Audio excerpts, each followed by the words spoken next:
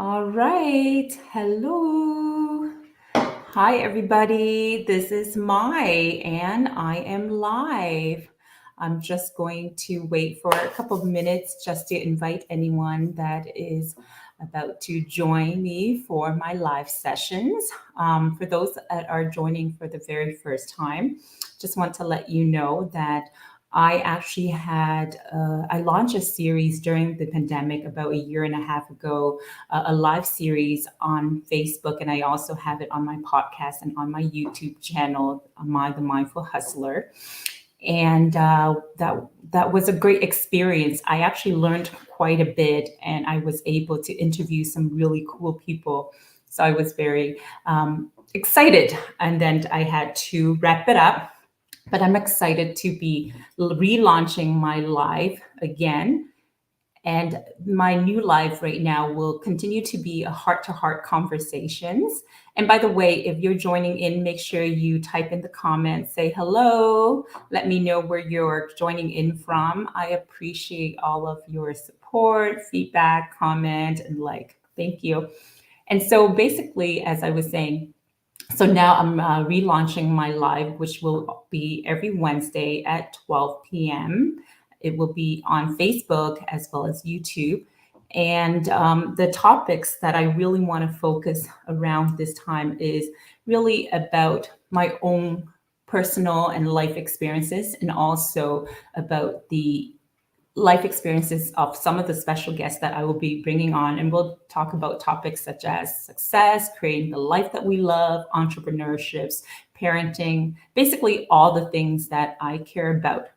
So for today's topic, I wanted to ask you guys this main question. And the question is, what is success to you? What do you consider as success? Feel free to type in the chat as well too. So before I actually dive right into that topic, I wanted to share with you a story. So this is the story about me back when I was about 10 or 11 years old. So I've been to Canada now for about 2 years. And I remember it was a cold winter day, and I was walking to school, and I noticed that my feet was starting to get wet. And eventually, by the time I get to school, it's pretty drenched. And I was very uncomfortable, and I looked down and I realized that this boot that I'm wearing, it's my second year that I'm wearing the boot. There was this big rip on the boot, and the snow and the water was sipping in. So that day going home, I told my parents, I said, Mom and Dad, can you buy me a new pair of boots? Because there's like this slit. And they said, well, we just bought it for you, like, what, about just last year. And we're hoping that you're able to wear it a couple of years. And and then they said that at this point they're kind of tight on their budget and they don't have the money, and then they give me this scotch tape or some sort of tape to tape over the ripped boots. And so I taped over the boots, and the day after I was walking to school with my taped boot, feeling kind of, embarrassed and feeling, like, "Oh, I wish my parents had money to buy me new boots." And I share with you this story because it's one of those stories that really stayed in my mind, and just that moment of wearing this uncomfortable boots with wet socks that reminded me that, I wish our family had more money. I wished our family was able to buy me the things that I needed, like a new pair of boots. And I feel that as I move through life, a lot of my decisions were made around the fact that growing up, I had a lack of money, right? And so I worked very hard in high school because for me, I was taught that if I want to make more money, I just have to get good grades, get a good job, and go out there and make money. And so I worked very hard in high school, and I was able to go to University of Toronto, my choice, my basically dream school. And then after that, my goal was to graduate, find a great job, climb up the corporate ladder, and become the CEO of the company, right? And so I had it all mapped out and I had it all planned out.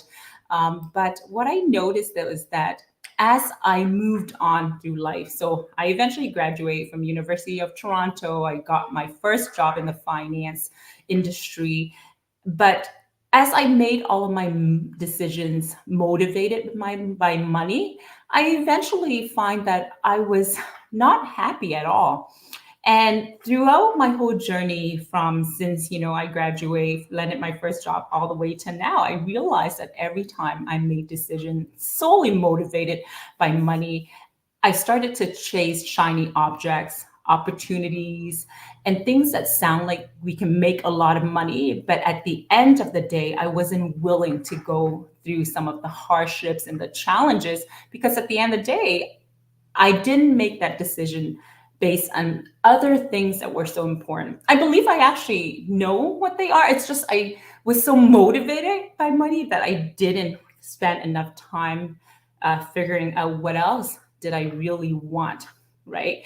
And so every time then I hit my money goal doing things that I didn't quite want it to do, once again, I feel this dissatisfaction and I start blaming myself. I start asking myself, what's wrong with you, my? Like, why are you keep on changing your mind? I don't know, does this happen to you guys?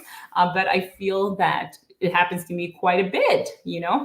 And so I knew that something had to change.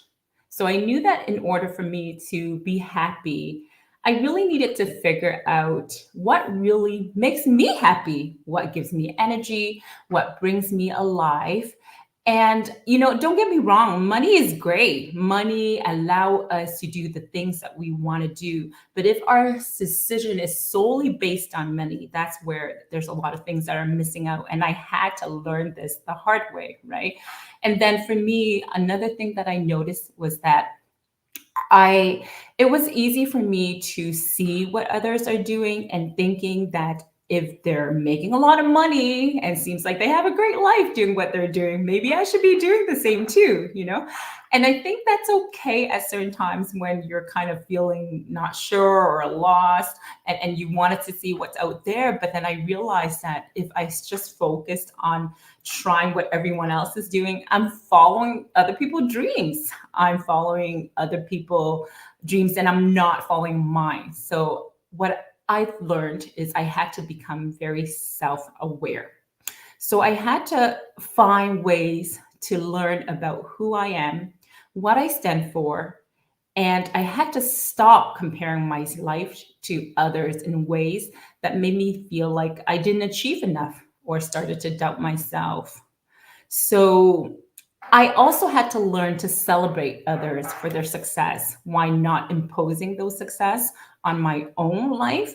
I think sometimes we think, oh, we shouldn't compare, in but if we're doing it in a way that is positive, it's fine. However, often we're doing it in a negative. So it's okay to look at other people as they build successful businesses or building on a great life and to say, I'm so happy that that's for you. But that doesn't mean that is for me, right? So it's important that we understand. But talking about, comparison, I'm curious if, for those guys listening, when you go on social media, do you find yourself comparing to others? Do you find yourself seeing, like, as you scroll, seeing people who are living a wonderful life, doing amazing things? Do you compare yourself? I think we all do on some, sometimes it's consciously we're doing it, and sometimes, a lot of time actually, it's unconsciously we're doing it. And so I was really curious. I said, why do we keep on comparing ourselves when sometimes we know it's not good for us? And so I did some research. And this, as I do some research, and I found more of the answer. It is pretty common sense, but I just wanted to share with you based on an article that I read. Is why do we compare ourselves? Is that as modern humans, we tend to compare ourselves based on a biological, genetic, and environmental predetermination following the evolution practice of social comparison for survival. So we compare ourselves back then as a measuring scale to assess our social value. So in her early humans days, we do this since we started living in groups and tribes. And living in group was an advantage for our earliest ancestors because they could share the work of hunting, cooking, building homes, and care for the kids. So it was very vital that for their survival, that it got hardwired into their human brains, right? So it was so important that they make sure the best person is used for hunting, the best person is used for cooking and building homes. And however, as evolution continued, those tribes who could do this part of selecting the best one for the job, they were able to survive and they were able to procreate to create the next generation. So it is a very important skill for them back then. So this is actually called the theory of social comparison. And it says, and this theory was first proposed in 1954 by the American sociologist Leon Festinger.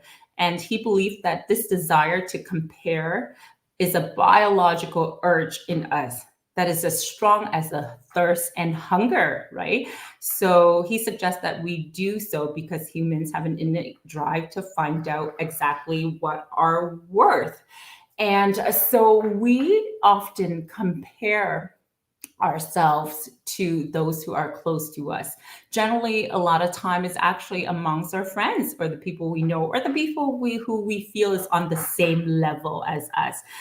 Because let's just put it out there that a lot of the times we might see people who are uber successful, like Richard Branson, or who are doing crazy, amazing things like Elon Musk or Oprah. We look at them, we acknowledge their success, but we often don't compare ourselves to them because we might feel like, oh, there's so much out there, they're so far out of reach. But the people we often compare ourselves to are the people around our own circle. And so for me, I thought it's interesting that this is an innate a thing that is in us, but we don't need that anymore because we're not trying to survive in modern society. We don't need to always comparing ourselves, but that's why we do it. So just to be aware why we do it. However, it is not helping us nowadays, especially with all these social media. And so I think that it's important to understand why we do it, and then it's important to know that as that it's not helping us, and it takes away the joy from us continue to live our life. So anyways, I learned that for each of us to really answer the question, what is success in our life, we should start asking ourselves some very important questions. Questions like, am I finding joy in my everyday life? Am I working towards a goal that I have? What makes me happy? What makes me smile? How am I doing in all the areas of my life? Like, I suggest you take some time on a weekly basis or even a daily to ask these questions. How's my health doing? How's my relationships? How's my finances, career, family, personal achievement? And here's a good question to ask yourself. It's a powerful one. If I die tomorrow, do I have any regrets? That's a very powerful question. So if you have some time, ask yourself, if you die tomorrow, do you have any regrets? And just answer the question honestly. There's no, we don't have to say, well, I decide to do this because we don't have to give reasons why we chose to live our life up to now a certain way, because there's no right or wrong, right? It's really just about being honest with ourselves. And I realize that's what I've been working on in the past couple of years to really find my true self. And once I'm able to answer some of these questions of what's holding me back, what are some of the challenges and obstacles that's holding me back from living the life that I want to live, I get a lot more clarity. And that's kind of like, I feel some of the first steps towards, the success. And each of us have a very different definition of success. Okay. And once you kind of ask those questions, then you can say, hey, so I identify this is what I really want, but these are the obstacles and these are the challenges. What can I do? Can I create a plan to overcome these challenges? What can I do to face some of the fears that I have? Right. And then you can start breaking them down to smaller action and a tiny small action towards these plans. And before you know it, it could be a month, a quarter, or a year, and you're slowly moving towards your goals and dreams. And so at this point, I wanted to share just some videos that I found about the definition of success, and I found to be really cool. And so I'm just going to share with you guys. Okay.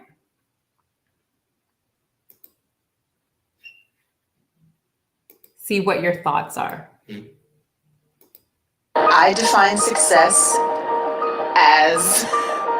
Oh my gosh, you have challenged me right there.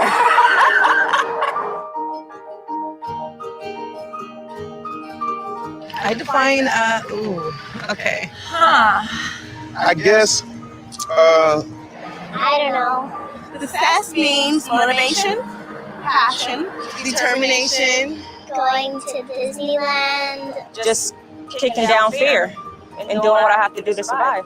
I define success by the amount of likes I receive on Instagram. I guess how I would define it would be the smiles that I see on my wife and kids' face each and every day I come home. That lets me know what I'm doing is worthwhile and to keep going. I would describe it in one word: sincerity. Achieve the goals that you set for yourself. I started my Instagram account back in 2012. At that time, I had just lost my job. And it was one of those rare moments when I felt like I had time to really think about what I wanted to do with my life. I fell in love with Instagram. Now I do that as my job. I want to go back to law school to help change laws and also to improve society and the world understanding of people in general, especially those who are deaf and hard of hearing. I've thought about going back to school, even online, because I don't think I could sit in a classroom with youngsters. They probably call me grandma. Actually had a child at 22. I never really had time to go back to school, but he turned 5 and I went back. And I got my high school diploma at 27. One of the goals I set for myself many years ago was to have a happy family. And I think I've been successful in that. My first love is, besides my wife, is music. I feel like I just have a lot to say to the world. I want to be the #1 Instagrammer in the world. Waking up with the complete biggest smile on your face, knowing that you're going to make it. I would tell people to follow their gut. It's never too late to do anything.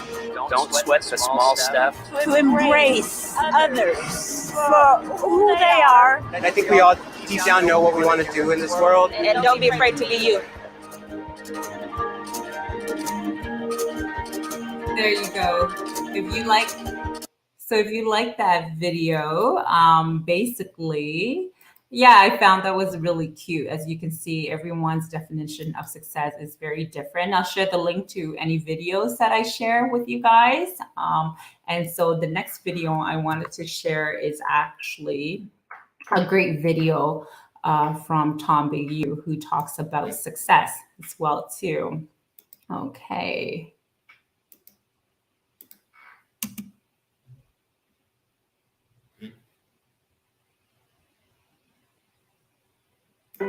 On every vacation at a verbal home, there's someone like Sorry, you. excuse me. Who reunited the family to make up for lost time. You're together always. Sorry, I'm just trying to skip the ads for you guys. It's far easier to tell you what success is. And I will get that video on for you right now. Than to tell you what success is.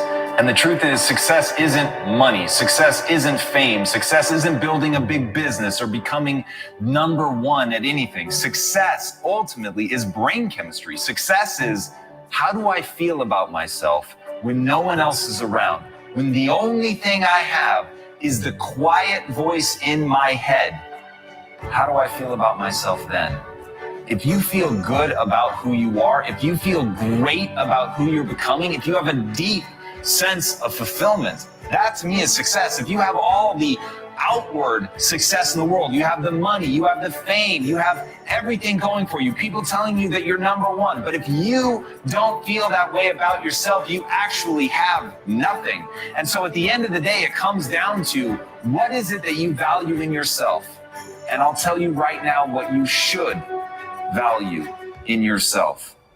As the human animal, the greatest thing that we have is we are the greatest adaptation machine that ever existed. You have potential, but it's latent potential. And if you want to do something with that potential, then you've got the opportunity for greatness. Then you have the opportunity to be able to look at yourself in those quiet moments and say, I've succeeded. But having potential and doing something with it is very different. And very few people understand and have the willingness to grind, to suffer for what they want. And as a very wise man once said, find something you would die for and live for it. When you find that, as Viktor Frankl noted in his book, Man's Search for Meaning, once you know your why, you can survive almost anyhow. So what is it that you believe in so much? You're prepared to become the greatest in the world. You're prepared to acquire those skills. You're prepared to see how far you can push your human animal to become truly great, to actually actuate the potential that you have through the relentless acquisition of skills. If you do that, then you have what the ancient Greeks called techne. You get so good at something that is so uniquely you, and it serves other people. When you have that, a skill set that you're proud of that's actually helping humanity, and you have purpose and meaning, that's going to give you fulfillment. And that, my friends, I promise, is success. Success. All right. I mean, this is actually a 16-minute long video, which I'll share the link for all of you guys who want to watch the entire video. But I mean, I wanted to share with you how there's a lot of different videos and articles that talk about success. And so today I wanted to kind of launch my live series with that premise around at the end of the day, success is really up to us, for us to define for ourselves.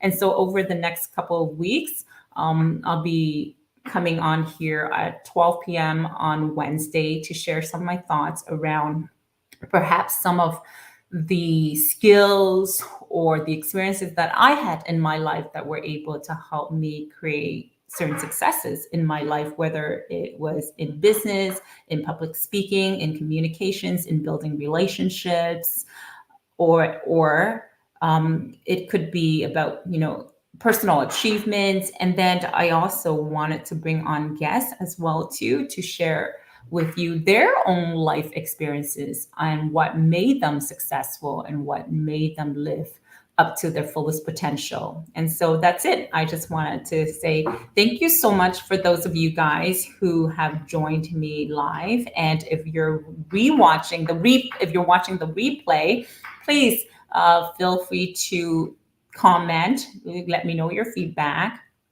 And if you have any questions, comment, any future topics that you want me to go on a live to talk about, I'd be more than happy to do that. And I hope you guys all have a great rest of the week and enjoy the rest of your day as well too. So until next week, see you later. Bye.